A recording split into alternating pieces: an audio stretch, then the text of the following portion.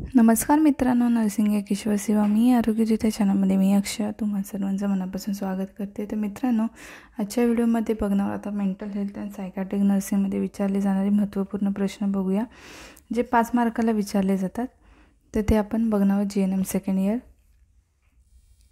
तर पहिला प्रश्न बघूया, मनोविकार परिचारिकेची सामाजिक मानसोपचाराची जबाबदारी लिहा।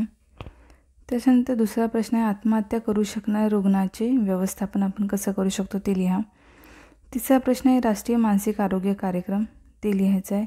चौथा आहे इलेक्ट्रोकन्सल्टिव्ह थेरपी, हे लिहू शकता, ECT म्हणतात ज्याला।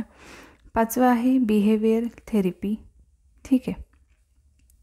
सहावा आहे मानसिक विकाराची कारणे, मानसिक आजार होण्याची कोणती कारणे ते लिहायचे आहेत। सातवा आहे मनोरुग्ण परिचारिकेची गुणवैशिष्ट्ये लिहायची आहेत आपल्याला, ठीक आहे।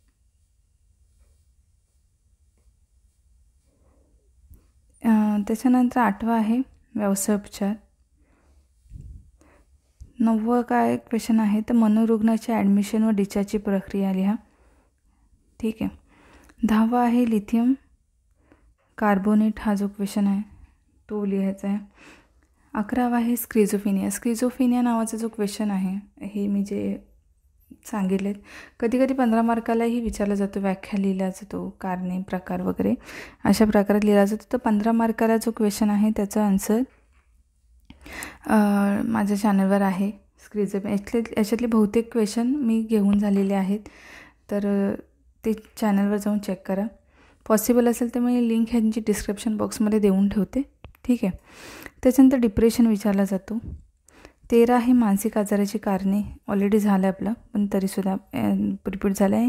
इन्युरेसिस, ज्याचा पण ऑलरेडी 2-3 दिवसापूर्वी व्हिडिओ चॅनलवर अपलोड केला आहे, ते पण चेक करा। स्किझोफ्रेनिया आहे, लिथियम कार्बोनेट आहे, जे मेडिसिन आहे त्याचाही व्हिडिओ आहे।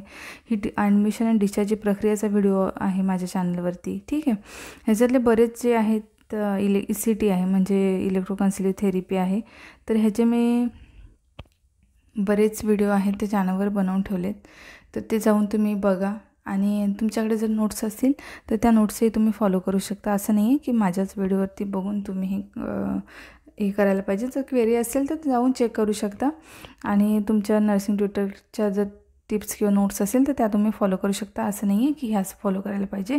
तर हे आहेत 5 मार्काला जाणारे इम्पॉर्टंट क्वेश्चन आहेत विचारले जाणारे, ठीक आहे। 5 मार्काला जेव्हा तुम्ही क्वेश्चन लिहिता ते 2 ते 2.5 पेज क्वेश्चनचा आन्सर लिहिणं गरजेचं आहे, ठीक आहे।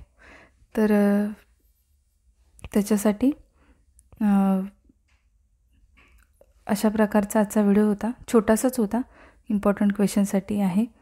तर व्हिडिओला नक्की लाईक करा, सबस्क्राईब करा, शेअर करा। प्रयत्न करते खूप सारे व्हिडिओज, खूप साऱ्या नोट्स बनवण्याचा। लवकरच भेटू आपण पुढच्या व्हिडिओमध्ये, तोपर्यंत काळजी घ्या, मस्त राहा, स्वस्थ राहा, धन्यवाद।